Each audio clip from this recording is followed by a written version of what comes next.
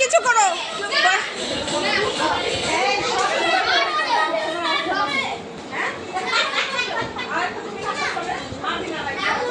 বয়েসরা কেউ কিছু করো না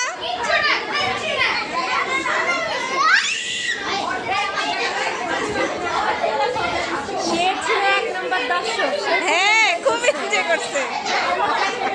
তোমার ছেলে অনেক মানে খুব হাসতেছিল মিউজিকে না আপনার এদিকে আসো এদিকে আসো